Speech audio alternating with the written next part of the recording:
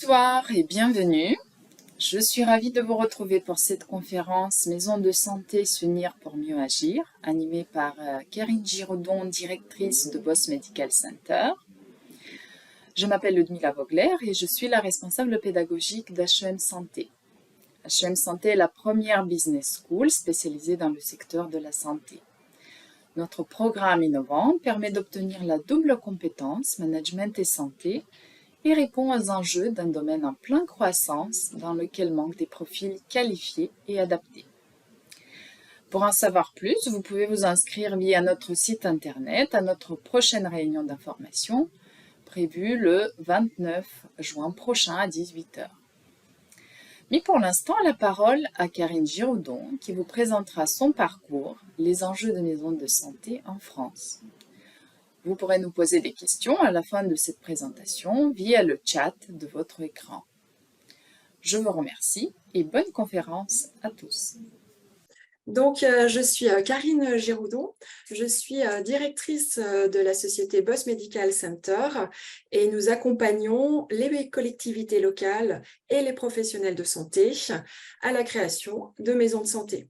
Ça passe par le diagnostic territorial de santé jusqu'à la rédaction du projet de santé, la construction, le cas échéant, d'un bâtiment ou la rénovation. On fédère également les équipes autour de ce projet. Alors, je n'ai pas toujours travaillé dans le secteur de la santé. J'ai débuté ma carrière après un DESS contrôle de gestion. Alors, DESS, c'est l'ancêtre du Master 2 en contrôle de gestion et j'ai débuté dans une société qui faisait des jeux vidéo et qui s'appelait Infogrames. Voilà. Donc, j'y ai passé le début de ma carrière et puis ensuite, je suis tombée par pur hasard dans le secteur de la santé et je ne l'ai plus quitté. C'est un secteur qui bouge tout le temps, on ne s'ennuie jamais, qui est passionnant et puis qui, malgré tout, a encore beaucoup de sens. Donc, j'ai occupé des postes de contrôleur de gestion, directeur administratif et financier, puis directeur adjoint, directeur d'établissement. Donc, des postes de plus en plus opérationnels. Et puis, je suis passée du siège à la direction régionale et puis, du coup, en établissement. Donc, j'ai eu l'occasion de côtoyer pendant plusieurs années des médecins, des spécialistes notamment, puisqu'en établissement de santé, ce sont surtout des spécialistes. En établissement, on retrouve de la médecine, bien entendu, mais beaucoup de chirurgie également. On retrouve de la gynéco, de l'obstétrique avec les maternités, des urgences, de l'HAD. L'HAD, c'est l'hospitalisation à domicile, de la dialyse, du SSR, des soins de suite et réadaptation, etc. Donc, voilà, j'ai travaillé auprès de ces spécialistes, mais également auprès des paramédicaux. Alors, quand on parle de paramédicaux, on pense tout de suite aux infirmiers et infirmières, mais en fait, il n'y a pas que. Il y a les aides-soignants, il y a les psychologues, les assistantes sociales, les diététiciens, les brancardiers, etc. Voilà. Et aujourd'hui, je m'attache particulièrement à travailler plutôt auprès de ce qu'on appelle les soins primaires et le premier recours. Ça porte bien son nom. En fait, c'est plutôt les médecins généralistes de ville. Et c'est ceux qu'on va voir en première intention. Avant d'aller voir le spécialiste, on suit le parcours de soins. On va voir son généraliste qui, peut-être, va nous envoyer voir un spécialiste en établissement de santé.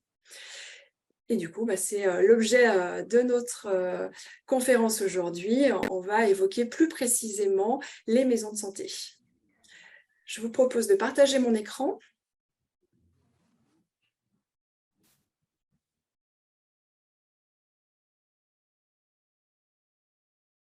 C'est tout bon? Oui. Merci. Voilà. Alors, je vous propose... Alors, il ne défile pas. Voilà. OK. Du coup, je vous propose de commencer par un état des lieux du système de santé, voir un petit peu quelques chiffres pour se donner des idées de grandeur.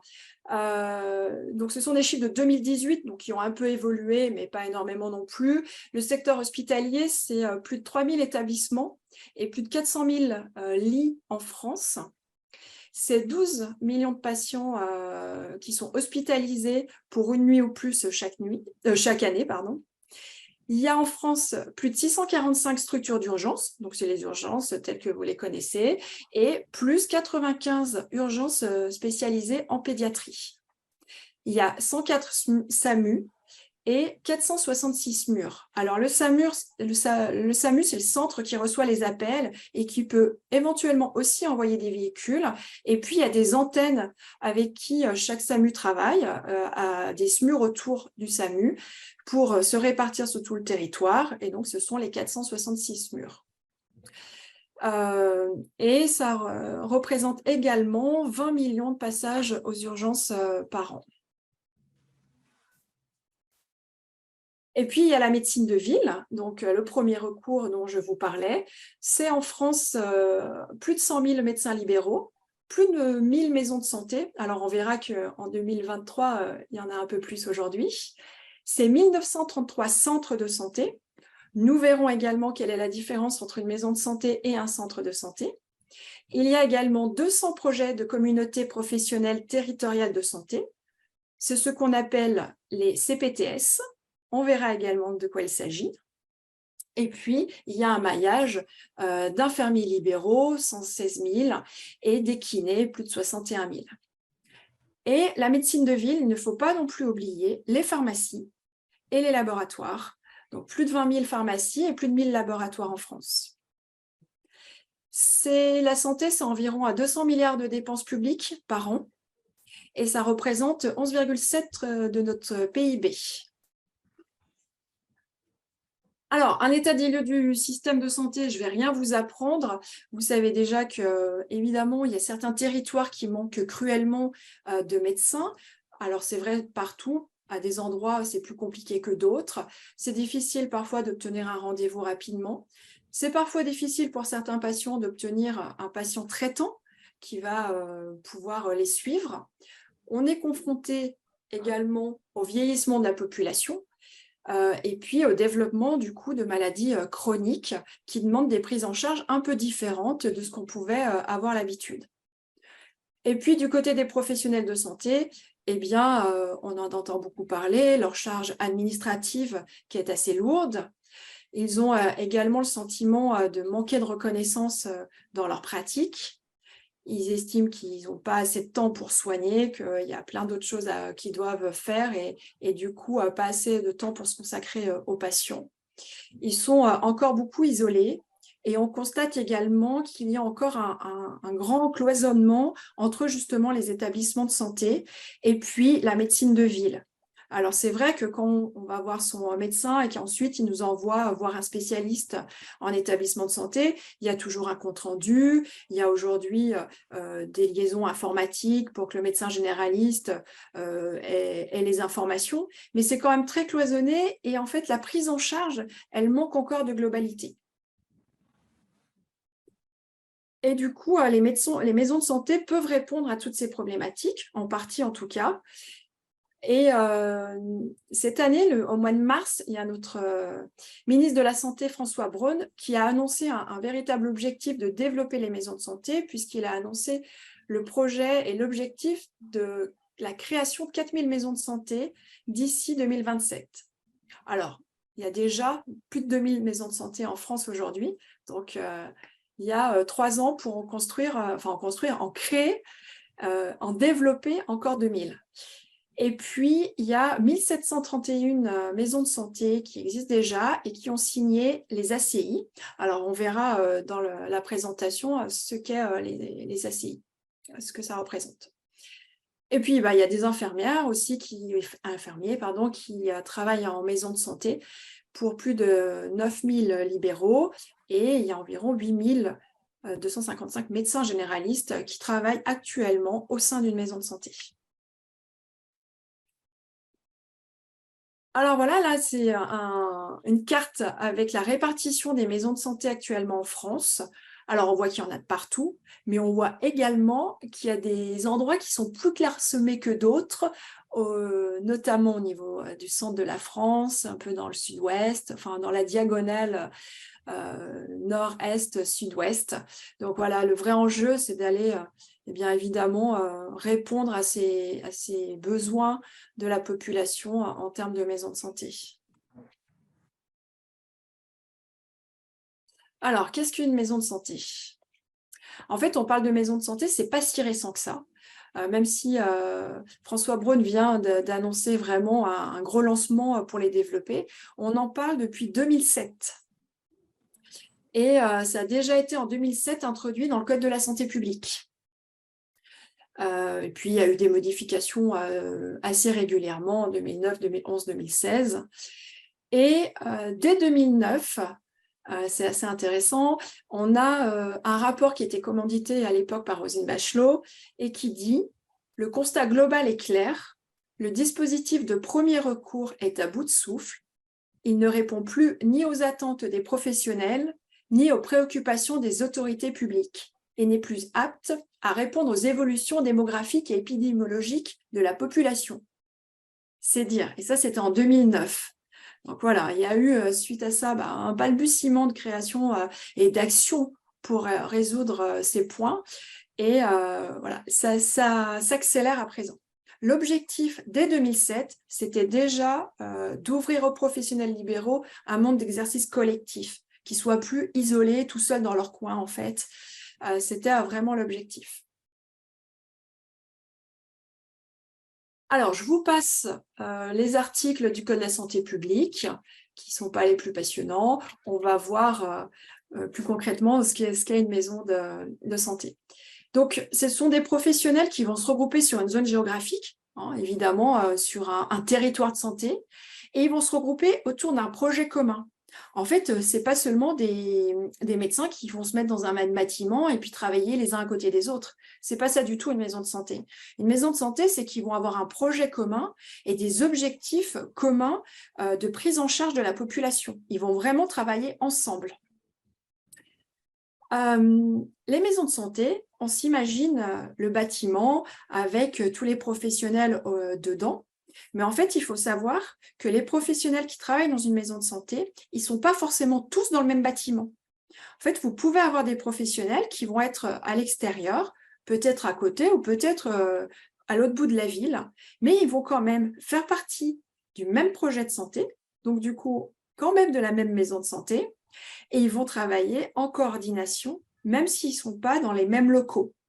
Donc ça, c'est important parce qu'en fait, ce n'est pas forcément l'image qu'on a du bâtiment. La coordination des professionnels de santé, elle est bien plus large que ça.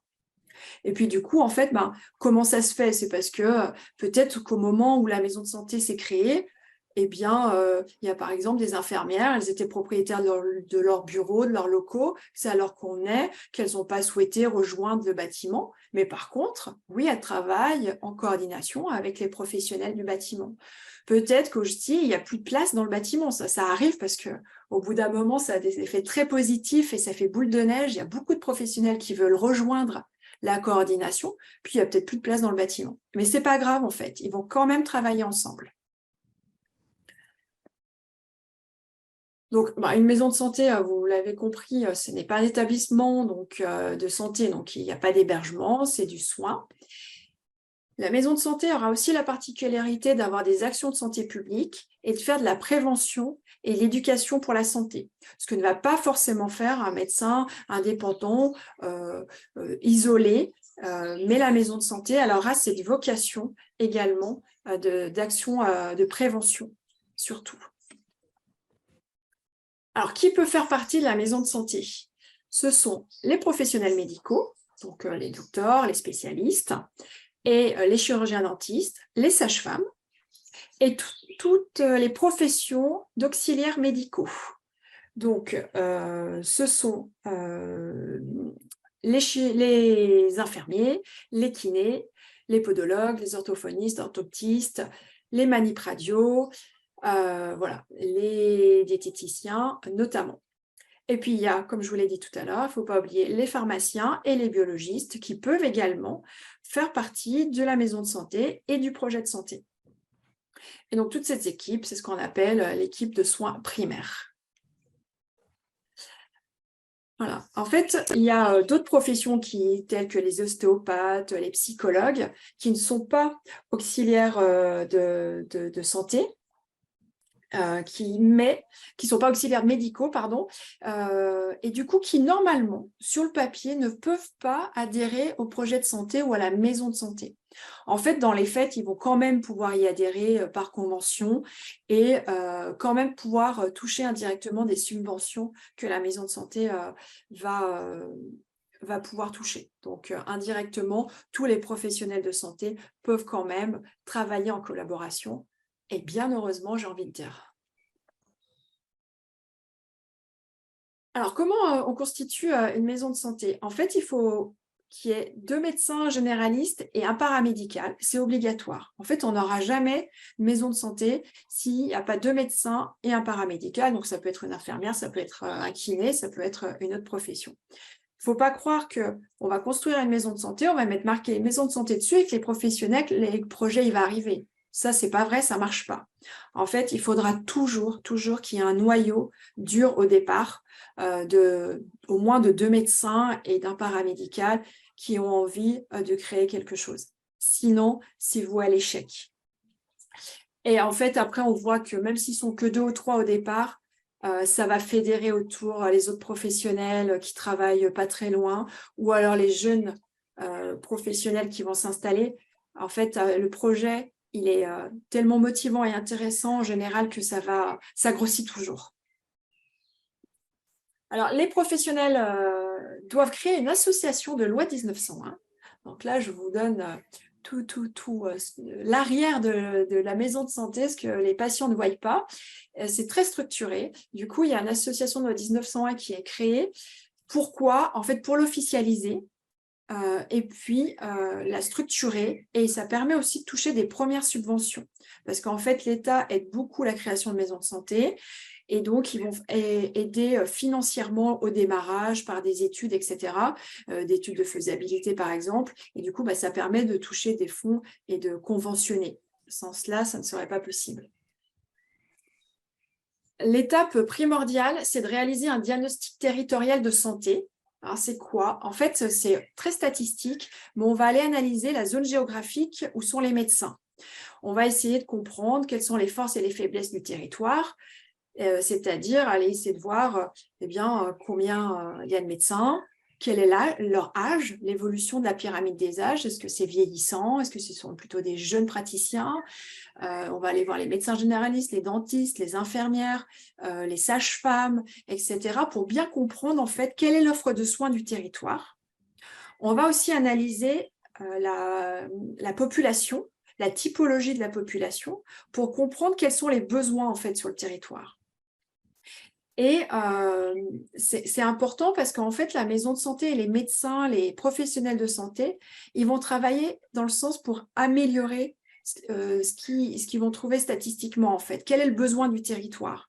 Ce n'est pas juste se regrouper, c'est qu'est-ce qu'ils vont mettre en place pour améliorer la prise en charge des patients sur le territoire. Et pour ce faire, il faut connaître le besoin. Donc, ça passe par ce diagnostic territorial de santé. Le diagnostic de santé, comme je vous le disais, il est assez statistique et du coup, il faut quand même bien le confronter au ressenti des professionnels sur le terrain. Parce que des fois, on va pouvoir voir que statistiquement, non, il y a plein de kinés, statistiquement, mais qu'en fait, le médecin, il n'arrive pas du tout à trouver des rendez-vous de kiné pour ses patients. Donc voilà, c'est important aussi de confronter à la réalité du terrain pour pouvoir développer le projet de santé. Du coup, l'étape d'après, c'est de construire un projet de santé qui va répondre aux besoins de la population. Donc en fait, les professionnels qui vont se regrouper au sein d'une maison de santé, avant même de l'ouvrir, ils vont se poser la question, comment on s'organise? C'est quoi nos horaires d'ouverture? 8h, 20h. OK. Alors, comment on va s'organiser? Est-ce qu'il y a d'un qui vont être du matin, des autres de l'après-midi? Et si je ne suis pas là, qui prend mes patients? Ils vont s'organiser sur la permanence des soins, du coup, et aussi sur les urgences. Dans leur créneau de rendez-vous, il va falloir prévoir aussi des créneaux pour les urgences, comment ils vont s'organiser. Est-ce que c'est un médecin par jour qui prend les urgences? Est-ce que c'est 2 heures de créneau journalier? Voilà, donc tout ça, c'est prévu. Et du coup, quand on dit que c'est prévu, forcément, ça va être beaucoup plus fluide, à la fois pour eux et à la fois pour les patients.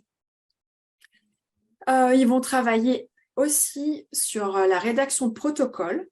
Donc, des protocoles, c'est comment on prend en charge une certaine pathologie. Et l'avantage, c'est qu'ils vont tous avoir la même. Donc, en fait, finalement, que le patient, il a de voir le médecin A ou B de la maison de santé, on sait que sur certaines pathologies, il sera pris en charge de la même manière. Et là où c'est encore plus intéressant, c'est si, par exemple, le pharmacien fait partie de la maison de santé, en tout cas du projet de santé, eh bien, il aura connaissance également du protocole et il pourra également l'appliquer ou voir s'il y a des particularités, par exemple, pour le patient. Et puis, un autre point qui est important pour la coordination, c'est d'avoir le même logiciel, le même système d'information. Ça, c'est extrêmement important parce que comme ça, chacun a accès au dossier du patient. Alors évidemment, il peut y avoir certaines restrictions pour certaines professions de santé, mais du coup, ce sont des logiciels qui sont un peu spécialisés, qui répondent à ça. Mais l'infirmière, si le patient vient la voir après être passé chez le médecin, si elle se pose des questions, elle peut retrouver des informations dans le dossier. Et surtout, elle va pouvoir noter tout ce qu'elle fait, par exemple, chaque jour avec le patient. Et le médecin pourra le voir en direct. Ce qu'il faut retenir en gros du projet de santé, c'est que... Ah oui, et puis ils font également les réunions pluridisciplinaires. Donc ils vont s'organiser en maison de santé, les professionnels de santé vont se réunir régulièrement. Et c'est important qu'ils le prévoient pour dire, mais on va parler de quelle typologie de patients. Quand on se réunit, c'est pour parler des patients de plus de 75 ans. Est-ce que c'est pour évoquer nos patients en cancéro, diabétiques, insuffisance cardiaque? Voilà. Et ça, ça va dépendre aussi du diagnostic qui a été réalisé. Si sur le territoire, il y a beaucoup de diabétiques ou beaucoup de personnes âgées, ils vont se dire, OK, nous, on appuie en fait notre coordination sur la personne âgée de plus de 75 ans et on étudiera les cas compliqués de nos patients de plus de 75 ans en réunion pluridisciplinaire.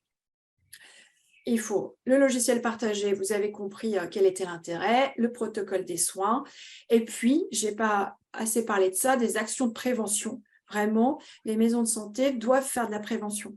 En fait, si on fait de la prévention, l'objectif, c'est d'avoir moins besoin de médecins après. Voilà, donc ce n'est pas de la perte de temps, c'est vraiment dans un objectif de santé publique, de prise en charge en amont des patients, finalement, pour qu'ils aient moins besoin d'aller voir le médecin plus tard. Et les maisons de santé, en fait, elles sont ensuite labellisées par l'Agence régionale de santé. Et du coup, quand tout ça est rédigé, qu'ils se sont mis d'accord, c'est présenté à l'ARS. Et si ça correspond au cahier des charges que l'ARS attend, c'est labellisé. Et donc, si ça porte le nom de maison de santé, c'est obligatoirement que ça a été labellisé par l'ARS et que ça répond à ce cahier des charges.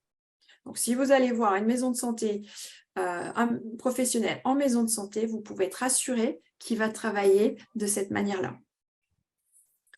Et puis, à ce moment-là, les professionnels de la maison de santé vont pouvoir toucher en fait des subventions. C'est comme ça que ça va bien fonctionner. Parce qu'ils vont pouvoir toucher donc, de l'argent pour le temps qu'ils consacrent à la coordination, pour les réunions qu'ils vont faire. Donc, le médecin, en fait, il ne va pas se dire « je perds mon temps, aller en réunion, il faut que je fasse des consultations, je ne vais pas faire ma journée ». Non, parce qu'en fait, ça fait vraiment partie intégrante de la prise en charge et il va être rémunéré pour ça. Donc, les subventions, ça dépend du nombre de professionnels, du nombre de patients pris en charge, ça dépend du nombre de protocoles qu'ils rédigent, qu'ils mettent en œuvre. Il y a plein de critères. Ça leur permet aussi de pouvoir embaucher un coordinateur. Le coordinateur, il va être extrêmement facilitateur. Il va organiser les réunions, il va faire les comptes rendus, il va faire la liaison entre les professionnels de santé, il va fédérer. Et ça, en fait, ce n'est pas sorti de la poche des professionnels de santé. Ce ne sont que des subventions qui sont données par l'État parce que ça répond à un certain nombre de critères.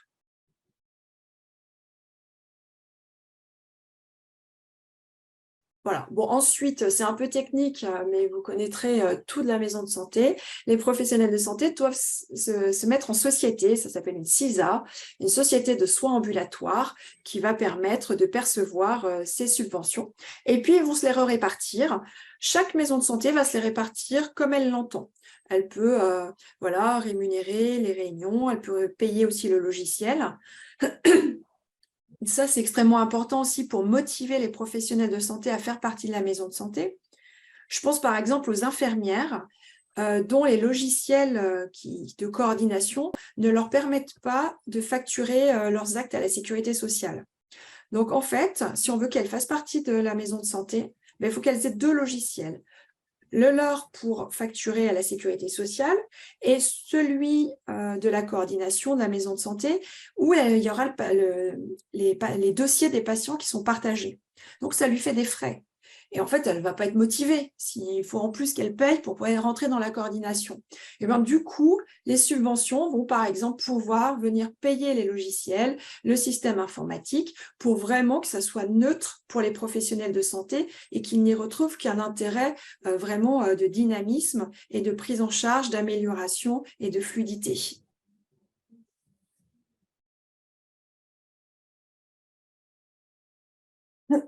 Pardon. Donc voilà ce qu'est une maison de santé et puis voilà l'arrière-cuisine de la maison de santé, comment ça se construit et comment ça se passe. Alors maintenant, oui, on entend parler de maisons de santé, de centres de santé, de pôles de santé, centres médicaux, CMSI.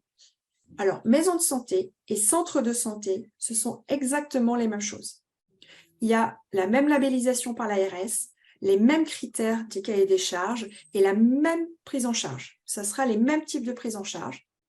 La seule différence, c'est qu'en maison de santé, les médecins et les professionnels sont libéraux et qu'en centre de santé, ils sont salariés.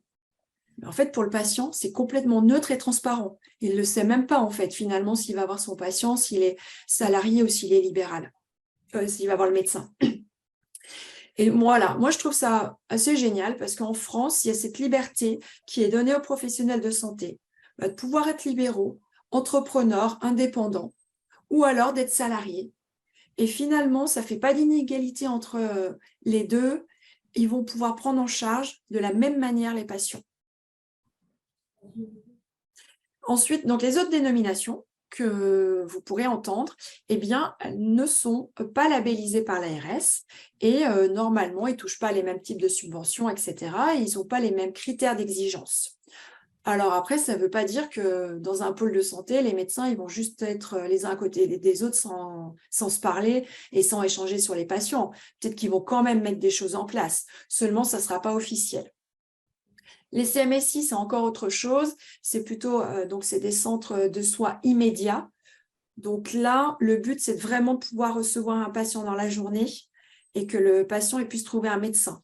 Donc, ça ne répond pas à la même problématique de prise en charge globale, de maillage territorial, mais en tout cas, ça répond à une demande qui est immédiate sur le territoire. Et finalement, ce qui fait la richesse de notre secteur de santé et d'activité, c'est vraiment la multitude des solutions qui existent, qui coexistent sur notre territoire et qui permettent d'essayer au mieux de répondre aux besoins de la population. Et puis, il y a également les CPTS. Alors, les CPTS, donc c'est les communautés professionnelles territoriales de santé, dont vous avez peut-être également entendu parler. C'est quoi? Eh bien, en fait, c'est la même chose, mais au niveau au-dessus, au niveau du territoire. C'est une zone géographique plus large et ça va englober plusieurs maisons de santé, par exemple, mais ça ne va pas englober que les maisons ou les centres de santé, ça va englober aussi tous les professionnels qui peuvent qui travaillent de manière isolée dans leur cabinet et qui vont pouvoir adhérer à la CPTS. Et la CPTS, elle va avoir le même objectif, par exemple, de rédiger des protocoles qui seront mis en place dans tout le territoire. Alors évidemment, là, dans ce cas-là, il n'y a pas de réunion pluridisciplinaire pour évoquer les patients, c'est trop gros. Parfois, il y a 100 professionnels de santé qui sont réunis au sein d'une même CPTS. Mais le but, excusez-moi, c'est vraiment de faire du maillage Peut-être qu'un quartier, peut-être qu'une petite ville, un petit village a des difficultés sur un certain, je sais pas, sur les kinés, sur les orthophonistes. Bah, peut-être que la CPTS va réussir en fait à faire un maillage pour les patients ailleurs où il y a plus d'offres. Voilà, vraiment aider au maillage territorial.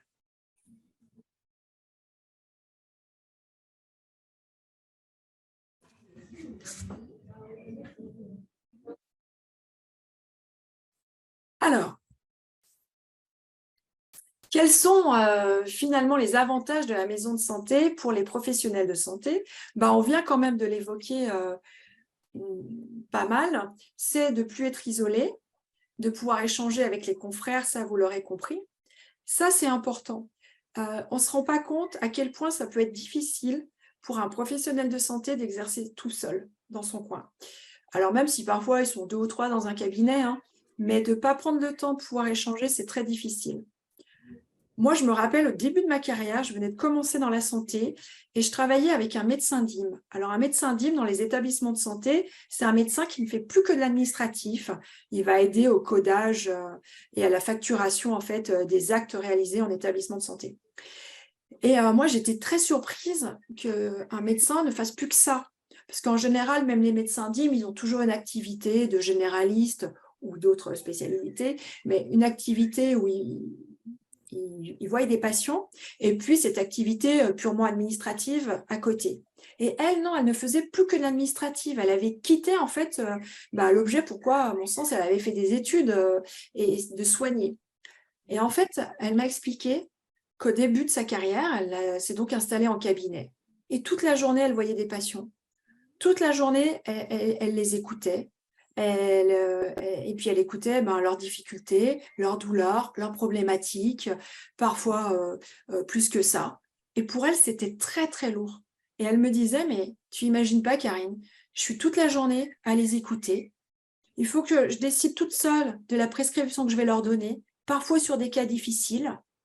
Je me retrouve toute seule et moi, j'ai personne à qui parler. Eh bien oui, ça a été une grosse déprime pour moi et j'ai pas pu poursuivre, c'était trop dur, trop compliqué. Et moi, je suis convaincue qu'aujourd'hui, ce médecin, elle aurait exercé en maison de santé, avec une coordination, avec des collègues à côté, mais elle se serait épanouie. Et en fait, c'est vraiment, ça permet d'éviter ce genre d'échec où des médecins, finalement, vont changer de métier quelque part, parce que c'est aussi très difficile pour eux et que c'est quelque chose qu'il faut prendre en compte. Et donc, la maison de santé, en tout cas, travailler de coordination, ça y répond, mais complètement, parce qu'ils ne sont jamais seuls dans la prise en charge d'un patient, ils échangent avec leurs confrères, et puis, si eux, ils ne vont pas bien aussi, ils ont des espaces pour pouvoir échanger, et ça change quand même beaucoup de choses. Donc voilà, c'est un des buts de la maison de santé, un des atouts. Ça favorise le travail en équipe et ça favorise la prise en charge du patient, la continuité des soins. C'est important pour le professionnel de santé de se dire je peux partir en vacances sereinement, je sais que mon patient, par qui il va être vu, que c'est organisé, coordonné, que c'est légitime pour tout le monde, que c'est tout à fait normal que mon confrère le prenne parce qu'on est organisé pour ça et que je ne me dis pas ah ça va le gonfler parce qu'on n'est pas organisé, ça va lui faire du travail en plus. Non, en fait c'est travailler pour les professionnels de santé beaucoup plus sereinement finalement. Ça permet évidemment d'améliorer les pratiques professionnelles puisqu'ils peuvent échanger avec leurs pairs. Et j'en ai pas parlé, ça favorise aussi la formation des jeunes médecins, puisque dans les maisons de santé, ils vont avoir beaucoup plus de temps pour pouvoir former les stagiaires, les externes, les internes, qui prend du temps. En général, la journée où ils ont un externe avec eux, ils mettent moins de consultations parce qu'il va falloir débriefer à la fin de la consultation, répondre à ses questions, etc. Et la maison de santé est là pour vraiment accueillir et former les jeunes professionnels. Bon, ça permet aussi d'améliorer les conditions d'exercice, on l'a dit. Ça permet aussi d'améliorer, d'alléger les charges de fonctionnement clairement les charges qui sont partagées de secrétariat, de planning, d'organisation, de remplacement des congés. Il y a des subventions pour le temps qui vont se consacrer à la coordination, mais clairement, c'est aussi travailler plus sereinement pour les professionnels de santé et les médecins. Et du coup, il y a un vrai équilibre vie professionnelle, vie personnelle. Et du coup, forcément, ça attire plus les jeunes médecins qui ont cette aspiration aujourd'hui de trouver un équilibre de vie, bien qu'ils soient médecins.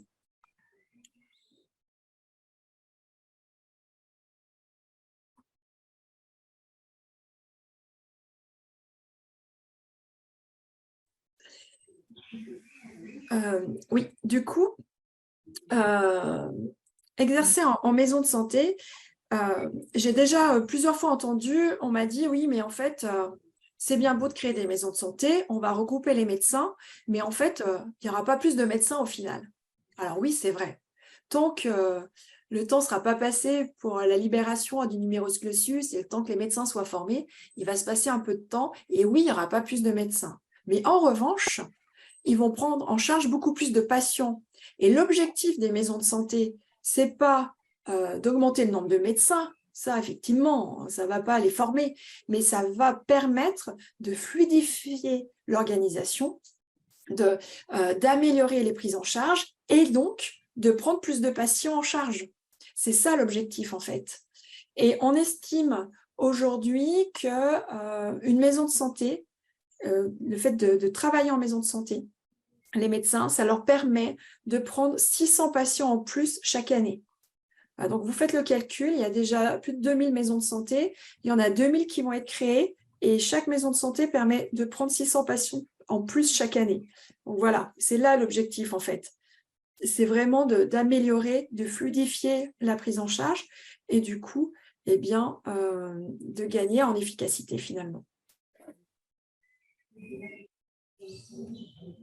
Pour les patients, je pense que vous l'aurez compris, c'est une offre de proximité qui est bien organisée. C'est l'assurance d'une prise en charge parce que voilà, mon médecin n'est pas là. Je sais qu'au sein de la maison de santé, ça va être organisé et que je vais avoir quelqu'un qui va pouvoir me recevoir, même en urgence. C'est la continuité des soins, du coup, l'amélioration et le service rendu, puisque finalement, le patient, il va avoir une prise en charge globale et que s'il doit avoir plusieurs professionnels de santé, il y aura un vrai lien, un vrai maillage en fait. Et quasiment, il n'est pas obligé de réexpliquer toute sa pathologie et tout le monde va être au courant de l'avancée. Donc, c'est le parcours de soins qui est simplifié. Et il y a du coup aussi plus d'accès à un médecin traitant. Et puis, des actions de prévention pour le grand public. Ça, je vous l'ai dit, c'est important parce que c'est par la prévention qu'on évitera aussi des maladies chroniques, d'autres maladies. Et du coup, c'est par la prévention qu'on gagnera en efficacité et en termes d'heures de médecin, si je peux parler comme ça. Alors, les défis et les solutions. Alors, les défis, développement de la télémédecine, c'est plutôt un outil, donc je ne vais pas m'y attarder. Ça peut aider dans certains territoires où il y a des vrais besoins, mais ça demande quand même une organisation, etc. C'est plutôt un outil pour la maison de santé. Les formations, c'est extrêmement important. La prévention. Voilà, les maisons de santé vont permettre de pouvoir développer la prévention. Et ça, c'est vraiment un défi pour elles parce que, comme je vous l'ai dit, c'est ce qui fera aussi que si les patients ils sont pris tôt, s'ils sont responsabilisés, eh bien, on espère, en tout cas c'est l'objectif, qu'il y ait moins de besoins en soins ultérieurement. Il reste également beaucoup à développer les protocoles de coordination. Aujourd'hui, en France, dans les maisons de santé, il y en a beaucoup qui sont développés, mais ça pourrait aller encore bien plus loin. Et ça permet aussi d'être beaucoup plus efficace. Donc vraiment, c'est également un enjeu que les maisons de santé vont devoir approfondir. Et puis, il va falloir aussi que les professionnels de santé apprennent à déléguer. Parce qu'aujourd'hui, il y a des outils, il y a des possibilités pour encore gagner en efficacité. Et puis en efficacité en termes de temps de médecin et du coup en prise en charge pour le patient. Parce que vraiment, ce qui est bien, c'est que les deux sont concomitants. On ne va pas dégrader la prise en charge pour libérer du temps. Non, l'objectif, c'est non seulement on améliore la prise en charge du patient, et en plus, on arrive à libérer du temps médical. Et ça passe notamment par les compétences des assistants médicaux. Donc, les assistants médicaux, c'est assez récent. C'est des assistants qui vont venir aider le médecin, qui ne sont pas médecins, qui ne sont pas nécessairement paramédicaux, et qui vont venir s'occuper de tout ce qui est un peu administratif, alors, un peu comme la secrétaire, mais ça va aller plus loin. L'assistant, il va pouvoir aussi créer le dossier, installer le patient. Si c'est une personne âgée, par exemple, peut-être l'aider à se déshabiller.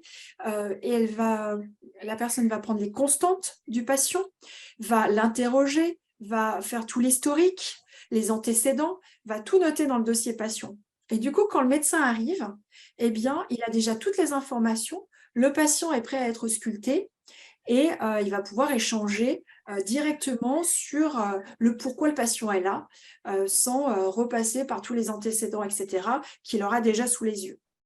Et puis après, il peut aller voir un autre patient et l'assistant médical va peut-être aider le patient âgé à se rhabiller, peut-être lui réexpliquer la prescription, répondre aux autres questions, etc.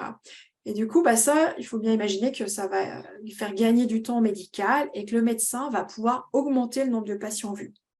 Et ce n'est pas un fardeau non plus pour les médecins financièrement, puisque ça, c'est subventionné également par l'État. Et les subventions dépendent du nombre de patients vus en plus. Plus le médecin voit de patients, ça veut dire plus il a du temps médical, d'assistant médical, et plus il sera rémunéré pour ça, pour pouvoir le payer.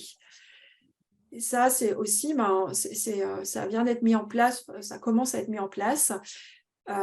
Alors, on pourrait me dire, oui, mais alors, le médecin, il prend plus le temps de discuter avec son patient, c'est quand même important, etc. Bien sûr que c'est important, et bien sûr que le médecin va prendre le temps d'échanger avec son patient, mais n'empêche que le fait qu'après, il se rhabille, etc., il n'y a peut-être pas besoin. Et puis, il faut aussi qu'on soit responsable et efficace et se dire que le médecin, il a aussi besoin d'aller voir un autre patient. Puis d'autant plus que maintenant, il y a de la coordination. On sait qu'on peut aller voir d'autres professionnels de santé qui seront au courant de notre dossier. Et donc, on pourra aussi avoir plein de réponses de manière autre. Et dans cet état d'esprit, il y a aussi les infirmières de pratique avancée et les infirmières azalées. Alors, c'est un peu la même chose. Alors, s'il y en a qui nous écoutent, elles ne vont pas être contentes que je dise qu'elles fassent la même chose, mais le principe est le même, c'est qu'en fait, on leur a élargi leurs compétences. Et les IPA, les infirmières pratiques avancées, aujourd'hui, elles peuvent prescrire, elles peuvent renouveler, par exemple, les prescriptions des patients.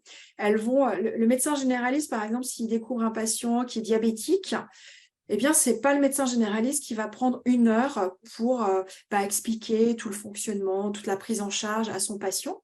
Il va déléguer à l'IPA, à l'infirmière de pratique avancée. Et elle, en fait, elle va être en mesure de prendre ce temps-là. Elle va être rémunérée spécialement pour ça,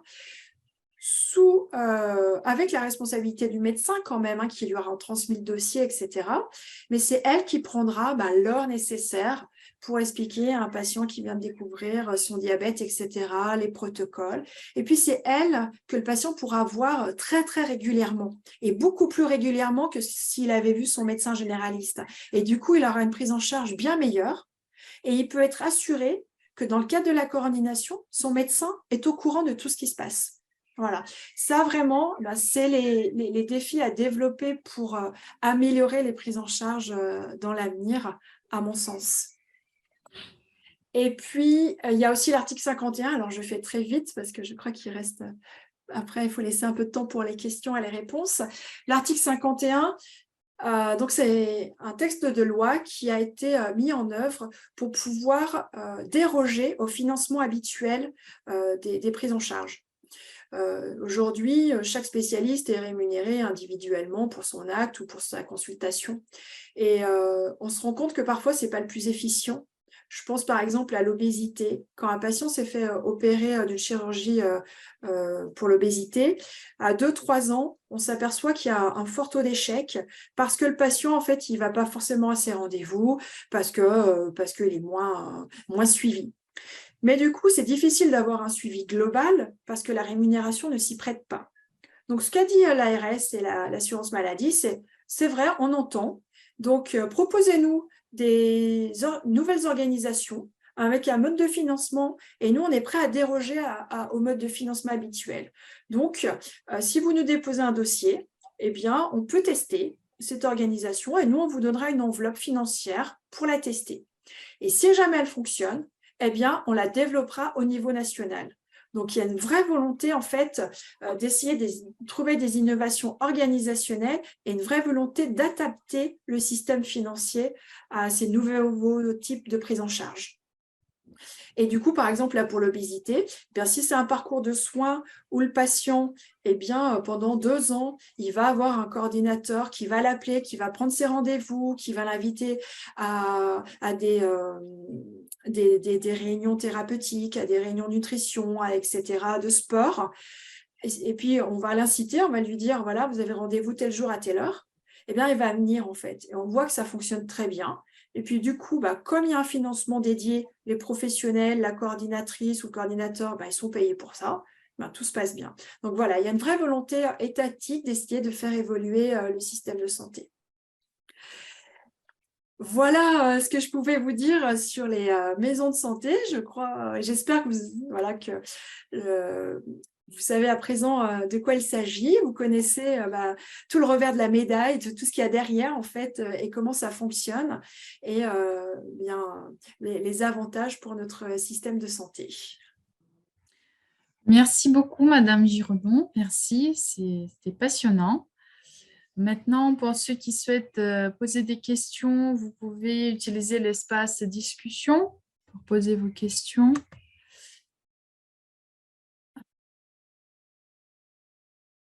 J'ai une première question. Il me semble que dorénavant, on peut aller voir des spécialistes en direct sans passer par les généralistes. Qu'en est-il? Je vous entends pas.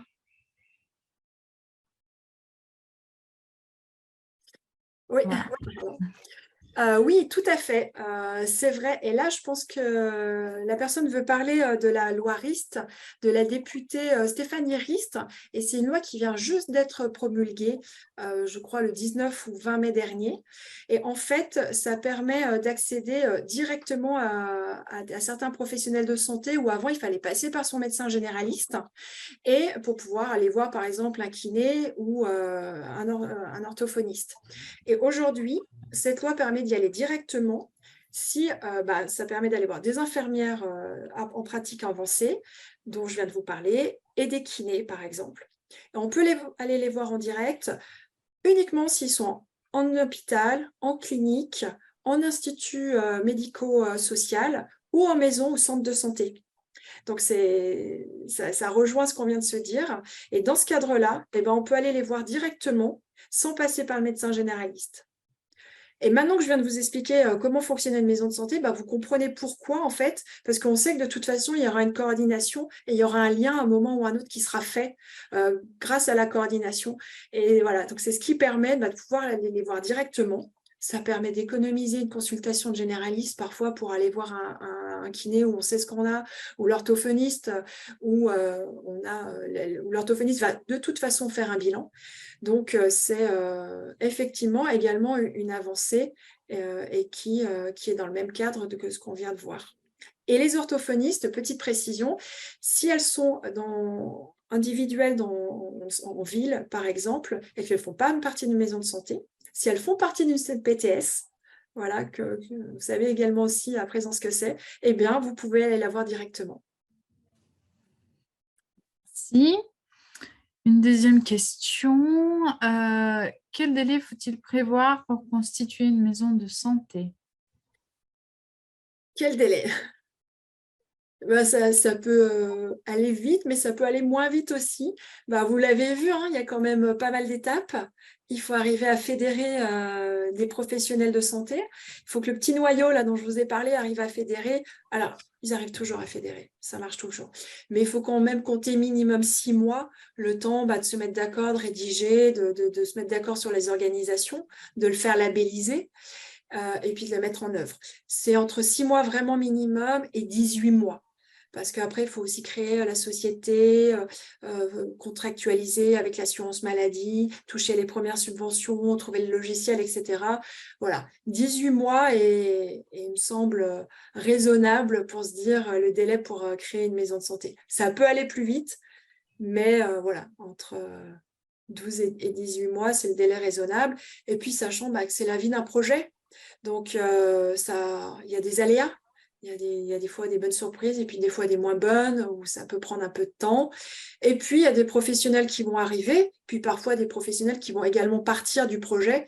Moi, j'ai envie de dire, c'est la vie d'un projet, justement, d'un suivi de projet, de créer une maison de santé.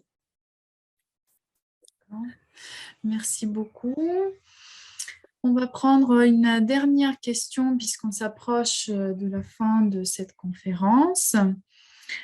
Alors, quelles sont les motivations des médecins pour leur lieu d'installation? Pardon, Quelles sont les motivations des médecins pour leur lieu d'installation? Oui, qu'est-ce qui va motiver les médecins à aller à un endroit ou à un autre, en fait? C'est ça la question. Alors, il y a eu une étude de la DREES en 2020 qui démontrait qu'en fait, les médecins, ça dépend de leur âge, en gros. Les médecins de plus de 40 ans, entre 40 et 70 ans, ce qui va les motiver à aller s'installer quelque part, c'est plus de 68% qui vont être motivés en fait par un rapprochement familial. C'est vraiment les attaches personnelles qui vont faire qu'ils vont aller plutôt dans un endroit qu'un autre. En revanche, les moins de 40 ans, les plus jeunes, peut-être ceux qui vont s'installer pour la première fois également, eux, clairement, à plus de 73%, ce sont enfin, ils souhaitent aller s'installer en coordination, donc dans un lieu où les professionnels sont regroupés. Voilà, donc type de maison de santé, centre de santé, ou voilà, ça peut prendre d'autres formes, mais en tout cas, la première intention, ça sera d'aller dans un lieu où il y a des professionnels de santé regroupés et pas d'aller donc de manière isolée.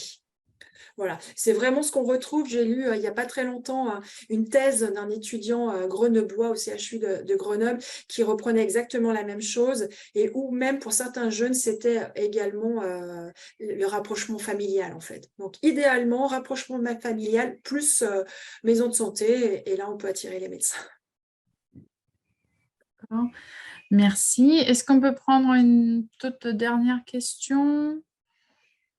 Ma question consiste à savoir davantage les défis des maisons de santé. Je n'ai pas bien compris cette partie.